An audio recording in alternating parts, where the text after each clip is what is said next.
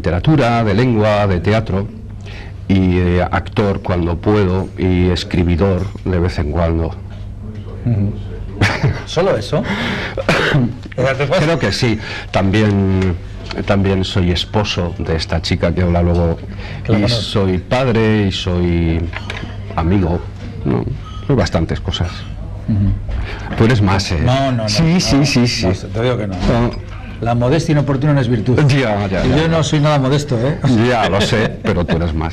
Bueno, soy padre como tú y de las cosas en las que probablemente... Yo digo últimamente que si esta profesión me permite conocer cada semana a gente de los diferentes ámbitos y ser un poco esponja, de quien más aprendo, sin ninguna duda últimamente, es de mis hijas. Sí. Son las que... Sí, son muy listas. Los niños son muy listos y sencillos, directos, planos. Entonces los mensajes son muy directos, no hay que interpretarlos, están claritos siempre los mensajes de ellas y ellos. Bueno, tú tienes una buena criatura que ya es un... Ya ha crecido. Ya ha crecido. Mario. Sí, me cuesta verlo. ¿Por qué le pusisteis Mario el nombre, por ejemplo? Pues es una cosa de su madre y por tanto de su abuelo, porque su abuelo quería tener un niño y tuvo a Ichi, y entonces había pensado llamarle Mario si fuese niño, y a su hija le ya seguía llamando Mario. Entonces, en honor a su abuelo, pues Ichi le puso Mario. O sea, bueno, Felipe Loza, claro, quizás probablemente, claro, cuando una de las partes, digamos, en la pareja tiene más repercusión social, claro, decir, no, es el... Porque supongo que muchas veces habrán presentado, no, Felipe, el marido de Itziar. Yo soy el marido de Itziar, lo cual es un honor. Sí, yo me he acostumbrado a ello y no me parece mal. Normalmente así me presento. Soy Felipe Loza, el marido de Itziar Lazcano. Entonces ya saben quién soy. No me preocupa, no me preocupa en absoluto. Yo alguna vez te decía, no recordar, fíjate que creo que coincidí, yo durante una época en mi vida estudié en el Colegio Berrio Ochoa, de Santucho en los Menesianos, y yo creo que fue el último curso, justamente cuando yo cursaba octavo. Nos rozamos. Que empiezas a dar clase. Yo llegaba entonces. Yo no sé por qué tenía pensado que me diste clase de inglés. No, imposible. No tengo ni idea. No, yo empecé a dar clases, mi especialidad es lengua y literatura, pero empecé a dar clases de historia a tu curso, y era el primer año que llegaba, yo llegaba... ¿Es el primer año que dabas clases? Sí, yo creo que sí. Llegaba hippie perdido, con aquellas melenas afro que llevaba, y con muchísimo miedo, porque sabía que no quería ser como mis profesores habían sido, pero no tenía ni idea cómo había que ser. Entonces los inicios fueron, yo los recuerdo, muy duros. Muy duros. Yo pensé que me iban a echar el primer año, pero era incapaz de mantener a aquellos críos pues con cierta dignidad de persona, ¿no? Pero bueno, se aprende con el tiempo. Sigo allí y sigo muy contento. Me gusta ser profesor. Yo no lo sabía, no tenía vocación, me apunté a aquello porque de algo había que vivir, pero he ido descubriendo que es una de las cosas que, bueno, uno de los trabajos que me permite ser decentemente feliz, sí. Sí. Oye, más contabas una cosa que yo no sabía, que, o sea, dentro, una de las asignaturas que existe ahora a día de hoy es la de teatro. En el Colegio Berrio Ochoa, sí, claro, en la ESO, en el segundo ciclo, tienen asignaturas optativas. Entonces, claro, el gobierno propone una serie de posibles optativas y los colegios se adaptan a los profesores que tienen. Como yo estaba allí, llevaba haciendo teatro ya bastante tiempo, incluso hacía como actividad extraescolar, teatro ya en el colegio, pues cuando la pusieron como asignatura arreglada, me lo propusieron y me hicieron feliz, porque tener una asignatura arreglada significa, primero, que tienes gente predispuesta para ello, porque la han cogido como optativa, y después, pues tener que currártelo con esa seriedad que se supone que tienen que tener las asignaturas, ¿no? Yo creo que el mundo del teatro y de la enseñanza tienen mucho que ver. Mucho, es un espectáculo, y más... Incluso en el Berrio Ochoa que el profesor estaba, y supongo que seguirá ahora, igual, en una altura, con un pequeño escenario. Una tarima. Sí, hace mucho. Lo de la tarima parece que es como una representación del poder, pero en realidad es una representación del miedo que tiene el poder, necesita una barrera, ¿no? Y por otra parte, le da ese aire de espectáculo que tiene que tener toda asignatura si quieres conseguir la atención de los chavales actuales. Los chavales actuales han visto mucho, son unos espectadores que tienen mucha experiencia, mucha información y además una atención de zapping, y por tanto tú tienes que ofrecer allí dinamismo, una cosa, que se vayan a otros... Zapean continuamente y hacen bien, pero tu trabajo es conseguir que zapeen cada vez menos. Hablando de zapear, otro de los insignes profesores que tuvo, o que yo, del colegio Berriochoa, en el que estás ahora actualmente dando clases, fue Mikel Lejarza. Mikel Lejarza. ¿Coincidiste con él? Claro, fuimos amigos. Además de compañeros, fuimos amigos. Empezamos juntos en el teatro de Berriochoa. Ahora está de capo de... Sí, hace mucho que no le veo. Y gracias a él yo trabajé un año en Radio Euskadi. El primer año que... Radio Popular estaba. Ya, él empezó en Radio Popular, pero luego fue director de Radio Euskadi. ¿Ah, sí? Claro, él empezó así. así. No me acordaba eso. Sí, cuando montaron Radio Euskadi necesitaban gente nueva, ¿no? Entonces los equipos eran todos nuevísimos y este tenía experiencia de Radio Popular, tenía un programa que se llamaba El Sillón de Terciopelo Verde. El Sillón de Terciopelo Verde, sí. Que pues era por la noche, que era estuvo por Jaime Romo. Él tenía muy buena música porque era de los pocos que habían ido a Londres y tenía discos que no había aquí. Entonces ponía una música buenísima y nos llevaba a gente a colaborar, a leer cosas, los que queríamos ser actores. Entonces, además del colegio, pues ya empezamos a colaborar en la radio, y cuando se montó Radio Euskadi, él fue director de Radio Euskadi, pues me llamó y estuve un año trabajando con él, y luego ya pues yo lo dejé y él se fue, no sé, ¿dónde está? ¿Dónde está? Pues yo creo que es el director de, no de una cadena, sino de un grupo de empresas que son varias cadenas. Sí. No tengo mucha idea, ¿eh? No, yo no sé cómo se llama la empresa donde está, pero vamos, es el capitán general. Exacto. Sí, es uno de los gordos. Sí. Decía esto, además es curioso, yo el otro día, precisamente hablando de la enseñanza, de que el sistema educativo un poco en este país, en el que se nos enseña a leer, se nos enseña a escribir, y curiosamente una de las herramientas que utilizamos prácticamente todos los días, como es el hablar y el escuchar, no se nos enseña. Claro.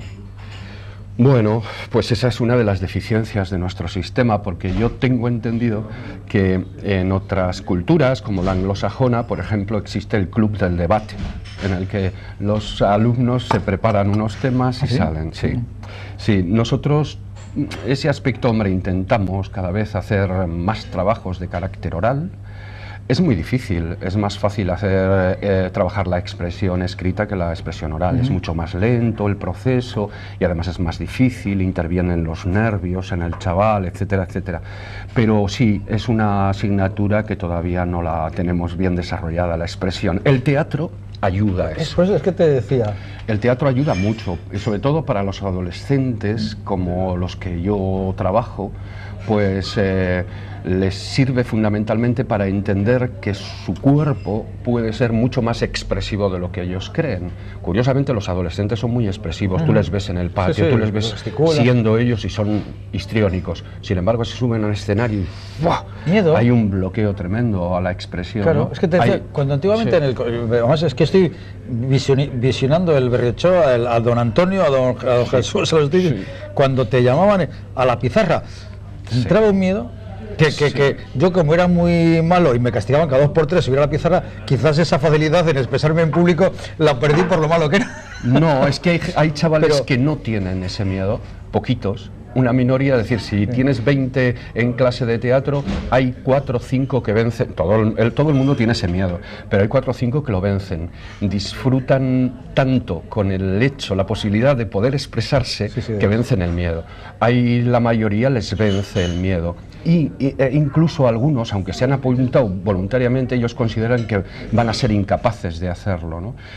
Descubren que el miedo se pasa con el hábito, con la costumbre, con las tablas, que se suele decir. Y cuando llevan 3 meses y empiezan a expresarse, pillan un poder muy agradable. Yo creo que tendría que ser no voluntaria, optativa, sino obligatoria esta asignatura, como la educación física. Oye, ¿y a ti nadie te obligó a dedicarte al teatro, no? No, bueno, los genes, quizá.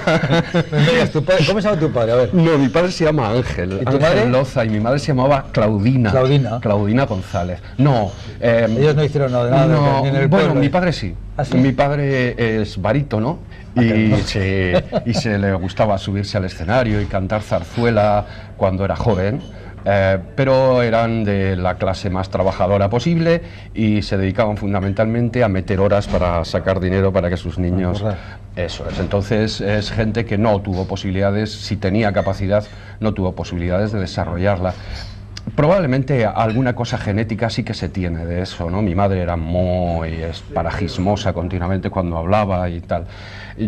Yo tuve la oportunidad de subirme a un escenario con 12 años y dije, va a costar que me saquen de aquí. Esto me gusta. Va a costar que me bajen de aquí, pues porque primero me sentía bien, no sentía miedo y después sentía que a los demás les divertía las tonterías que yo hacía. Que había una vuelta. Eso es.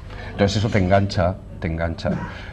Sí, seguí haciendo el tonto hasta los 17 años en el escenario, luego la uni, esa cosa de que tienes que sacar la carrera, oía que había cosas de teatro, pero no quería acabar y punto, porque sabía que como metiese ahí... Te ibas a despistar. Totalmente. Te ibas a zapear. Totalmente. Cuando acabé los estudios, pues entonces me apunté a la escuela de teatro del colectivo, no, entonces era Cómicos de la Legua, Cómicos que acabó siendo colectivo Carraca. Bueno, se bifurca más Carraca. Eso es. Y ahí empiezo a sentir la cosa profesional de verdad, el gustín que todavía no se ha pasado. Vamos a explicar, porque algunos no saben, claro, ¿qué era el colectivo Cómicos de la Legua? Cómicos de la Legua, bueno, fíjate, claro, son mis mayores, que me llevan 5 años. ¿Y quién estaba dentro? Bueno, pues estaba, a ver, Alex Angulo, Ramón Barea, Loli Astoreca, Santiago Guruchaga, Carlos Panera. Me olvido de algunos, pues de los que se dedicaban a la escenografía. Los más técnicos, digamos. Sí, pero esos eran fundamentalmente, y Bernalo, esos eran fundamentalmente los que se dedicaban a hacer teatro. Y claro, trabajaban pues en verano y en fiestas. Y trabajos de campaña. Después habían hecho teatro pues por fábricas, pues como muy de la época, muy de años 70, sí, muy reivindicativo, antifranquismo, sí. Ideología y la cultura contra exacto.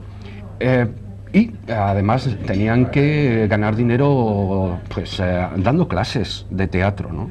Claro, eran los únicos que sabían algo de teatro aquí, porque habían pasado 40 años de un franquismo que había dejado esto raso. Entonces esta gente había surgido de medios grupos políticos, grupos cristianos, y se habían juntado, porque los inquietos siempre se encuentran en afinidad a una... Exacto. Y entonces abren una escuela pues para subvencionarse a sí mismo, y allí se juntan unos cuantos inquietos que también son César Sara, Chual, Ramón Ibarra, Itziar Lazcano, pues, Esther Velasco, Nati Ortiz de Zárate, todos los inquietos de 50 años ahora, ¿no? Sí, sí.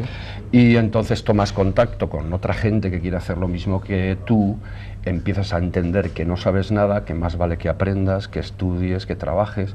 Para estudiar decido dar clases, porque la mejor forma de aprender es dar clases, preparar lo que tienes que... Entonces te obliga a estudiar la historia del teatro, los géneros teatrales, a leer muchos autores, y empiezo a saber algo más de simplemente la ilusión de hacer lo que tenía. Oye, ¿has vuelto a ir alguna vez por el edificio de Comisiones Obreras? Estamos en la calle Uribitarte, estamos en el restaurante La Ruz, el número 24, y creo que será el número 6 o el número 8. Sí. Se encuentra la sede del sindicato Comisiones Obreras. Y la pregunta que le hago es si has vuelto a ir una vez a Comisiones Obreras. No. ¿Por qué la pregunta? ¿Dónde se estrenó la espada de Pendragon? En los subterráneos, no era ese edificio. Bueno, sí, no era ese edificio, pero sí, no he vuelto.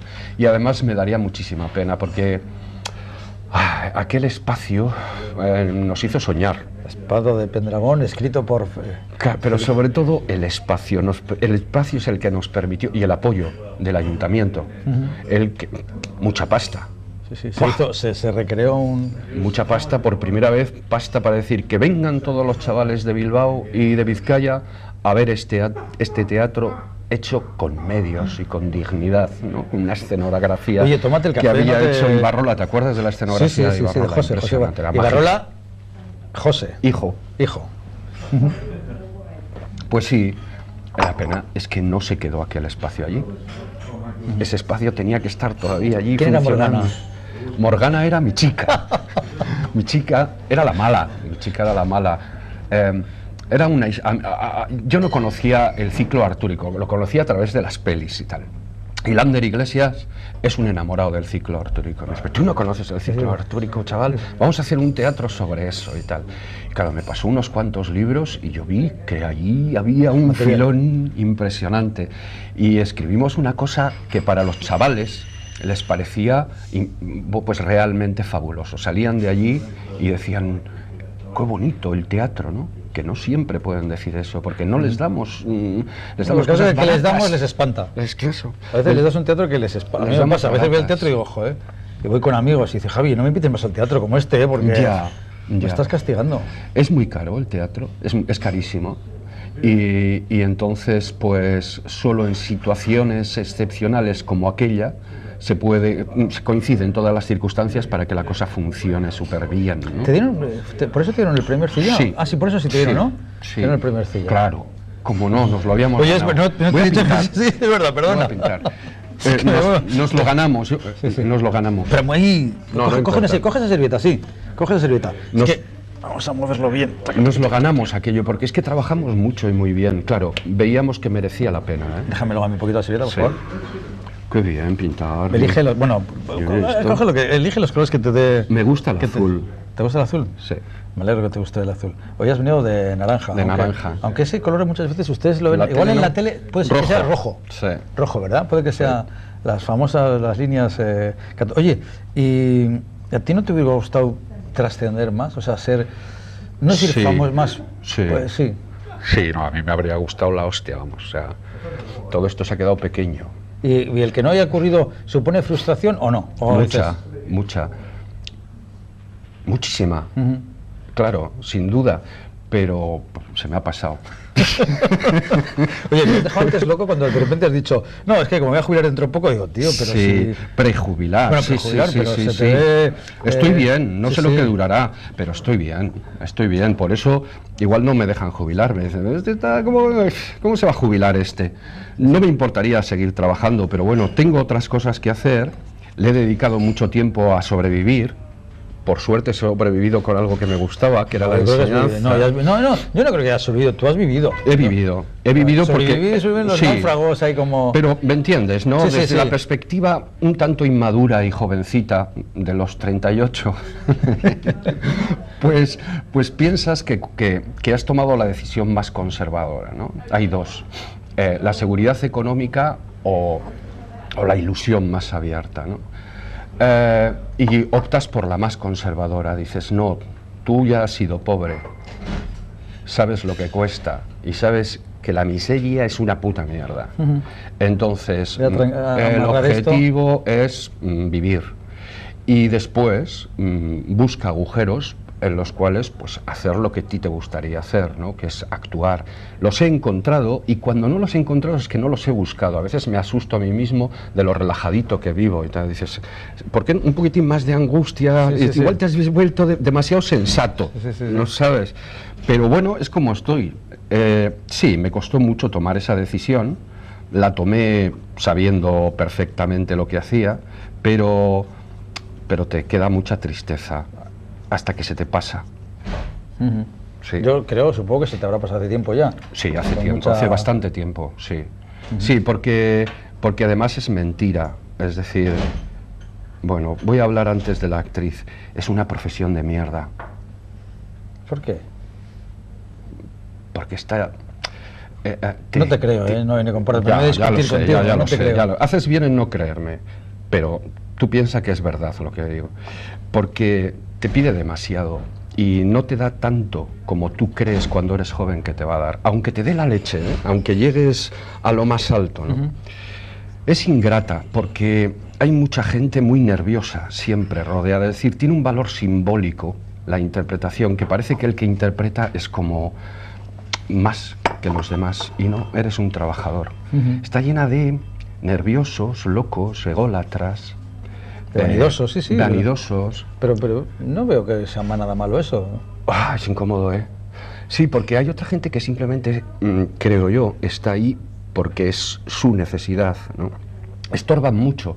Los vanidosos, ególatras, ambiciosos, envidiosos, que es lo peor que se puede ser. No, igual es una técnica que yo utilizo para decir, va, ¿cómo te defiendes se te tiene que pasar. ¿Cómo te defiendes tú de la envidia? Mal, porque generalmente pensando que no tiene razones para envidiarme y que por tanto es para... Yo sé que hay mucha gente que te envidia, por eso te lo digo. Seguro, y yo a mucha gente. Pero hay dos tipos de envidia. La envidia que es admiración y la envidia que es agresividad, ¿no?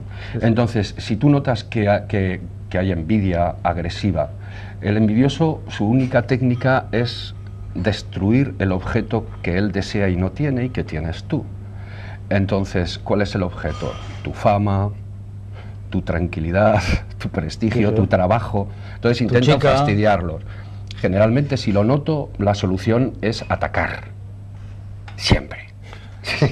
Hay que ir hacia adelante. Sí, si te dan, hay que ir hacia adelante. Devuelve. Álvaro Pino, el ciclista ese, cuando en una etapa, recuerdo, decían, ¿y cómo has atacado? Dices, la mejor defensa es un ataque. Estaba fatal, claro. Y antes de que me atacaran a mí... Claro.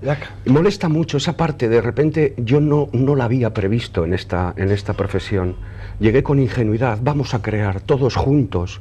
Y que es muy difícil, porque a mí nunca me van a aplaudir cuando salga de clase. ¡Joder, qué bien has explicado el sintagma nominal, chaval! ¿Te imaginas a una enfermera? Muy bueno, sí señor, qué bien has atendido. Qué verbo, bien puesto ese sujeto y predicado, el objeto directo. A los actores les dicen que son la de Dios, y ellos se lo creen, algunos, ¿no? Muchos. Y entonces, más de los que los deben creérselo. Hacen el tonto, hacen mucho el tonto. Entonces, aunque me siguen dando envidia porque se dedican a lo que a mí me habría gustado, y por eso igual estoy metiéndoles caña ahora, son los mecanismos de la envidia, pero por otra parte es el mecanismo que yo utilizo, es decir, no es tanto lo que he perdido, no es tanto. Oye, ¿cómo conociste a Morgana? A Morgana Ella, ojo, me está escuchando. Sí. No puede responder igual que tú. Tiene que ser original. Ya. A Morgana... Bueno, perdón, Morgana, ¿cómo conoció a Itziar Lazcano? A Itziar Lazcano la conocí en un bar hippie. En un bar hippie, ella tenía unas... A mí me parecía que se parecía mucho a Janis Joplin. Tenía unas gafas así redondas, como las de Janis Joplin, y metálicas y grandes, como la de Janis... Y una melena rubia, como la de Janis Joplin.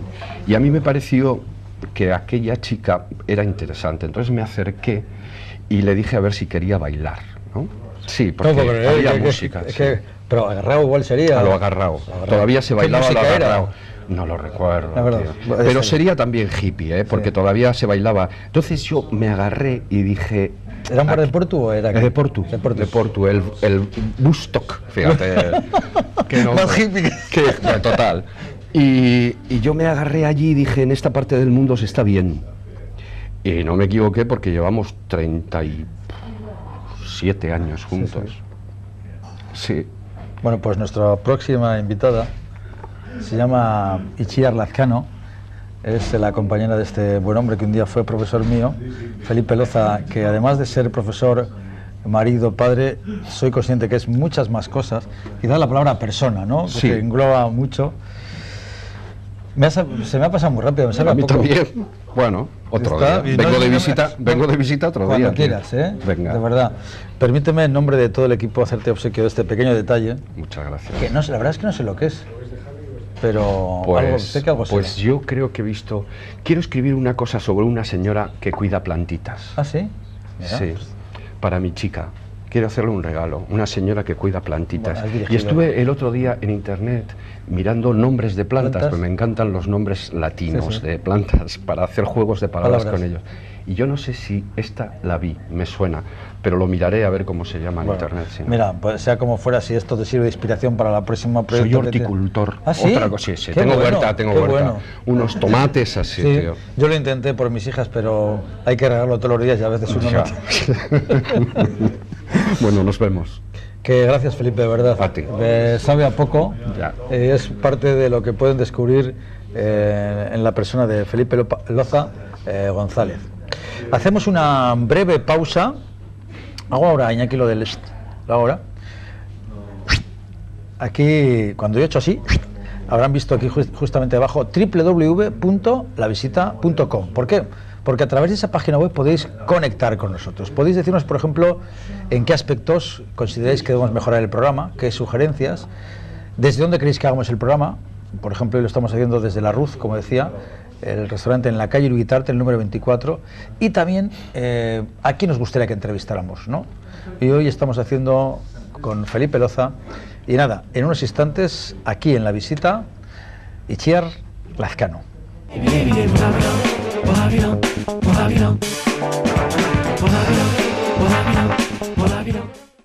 Esto sigue siendo La Visita, algo más que un programa de televisión, porque sacamos pecho cuando, bueno, vemos toda la trayectoria y el recorrido que hemos hecho juntos. La Visita, además, sabéis que colabora, donde estamos en La Ruz, con eso que todos los lunes a las 7:30, en este año a las 7:30, se llaman Cafés Coloquio. Todos los lunes, a partir de las 7:30, diferentes personas del mundo de la vida social y cultural van exponiendo temas un poco de cierto interés, y con entrada libre y gratuita se pueden debatir aquí.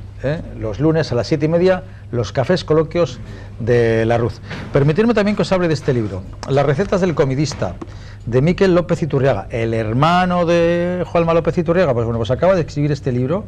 Es un libro que, ya le he dicho, vamos a ver, que un libro de recetas no tenga fotos, santos, no, macho, no, está muy bien currado el libro, pero, y en su además Miquel López Iturriaga, bilbaíno, por cierto, aunque ahora afincado en Madrid y trabajando para el periódico El País. Bueno, está bien, es un libro recomendable. Como recomendamos también, bueno, además de los libros que hemos publicado, La Visita sabéis que ha publicado estos dos libros de relatos cortos. Estamos ya preparando el tercer libro de relatos cortos, que cuestan exactamente 10 euros. Queremos hablaros de astronomía con A. Lo he sacado impreso de internet, y aunque el folleto es un poco más chulo y más elegante, es una exposición que va a haber, es el mundo de la mujer en la astronomía, hablando de las diferentes mujeres que se han dedicado a la astronomía. Gracias a Raúl Ibáñez, profesor de matemáticas en la universidad, pues durante estos días va a estar en la avenida Bendibarra, en el número 3, un poco más adelante de aquí, en esta nueva UPV que han hecho. Bueno, pues una exposición que merece la pena, O sea que A, astronomía emacume, con A de astrónomas. O sea que, pues nada, aquí estamos porque hemos venido. Vale, todos los besos, sí, nos hemos dado. Claro, pero los que nos han visto, porque a veces me ocurre, y de joder, pues has empezado directamente, ¿no? Las has... Ya, pero es que ya la había visto antes, ya hemos estado antes, pero claro. La tele tiene estas cosas, ¿no? Esto tengo que apuntar luego, No me puedo ir sin apuntar todo esto, porque me interesa todo. ¿Todo? Bueno, pues ya te lo digo yo. Todo, y estos de relatos cortos, mucho. Muy interesante, muy interesante. Para mis alumnos. ¿Itziar Lazcano y de segundo? Setién. Como el obispo, el obispo, ¿no? sí. Obispo, sí. Y tú eres jarrillera. Yo soy jarrillera de Portugalete. De Portugalete. Por accidente, pero bueno. Sábado sabadete, camisa blanca y a bailar a Portugalete. A bailar a Portugalete, ¿no? Sí. Se decía eso, ¿no? Se decía eso. ¿O era de otra manera? Pensaba que ibas a decir otra cosa. ¿Qué iba a decir? No, eso, Portugalete. Sábado sabadete, camisa blanca y a bailar a Portugalete. Es verdad. Yo siempre he escuchado así ese dicho. No, sí, es verdad, sí. Porque tú en Portugalete yo sé que has bailado. En Portugalete yo he bailado muchísimo, sí, y he estudiado. En el Busto, que es... En el Busto. He bailado, he hecho La última todo. pregunta que le he hecho a Felipe es la primera que te voy a hacer a ti. Y he dicho que no puedes repetir lo mismo que ha dicho él. Ajá. ¿Cómo le conociste a la espada de Pendragón? Bueno, pues hombre, yo lo que no puedo hacer es cambiar la historia, eso, el momento, eso Dale un es poquito así. de magia. Pero bueno, sí, diré que yo estaba bailando en Busto con mis amigas, y pues se me acercó un chico alto, de pelo rizado, que me interesó. Como una planta. Me pidió baile. ¿Pero cómo te dice? Oye, ¿bailas y tal? ¿O? Sí, yo creo que él no se acuerda, pero yo creo que la primera vez que me pidió baile le dije que no. Creo recordar, para hacerme un poco la chulita. Sí. Pero luego ya la segunda vez sí que le di baile, sí. Y me quedé prendada. ¿Y desde entonces hasta ahora? Desde entonces, sí. Me gusta mucho escucharle. Oye, lo ha hecho entretenidísimo. Es un conversador muy bueno, muy buen contertulio. ¿Y tú qué eres? Yo no sé lo que soy, una mujer de casi 54 años. ¿Cuándo es tu cumple, por cierto? El 30 de octubre. El 30 de octubre, ¡ay! Sí, nací en el 57. Estoy a punto de hacer 54 años. Oye, los actores no se jubilan, ¿no? Yo no quiero jubilarme. Es decir, que no hay, no me refiero, igual que me he contado, no hay, cuando has hecho tantos años de oficio o has cotizado tantos años, en este caso... Lo bueno que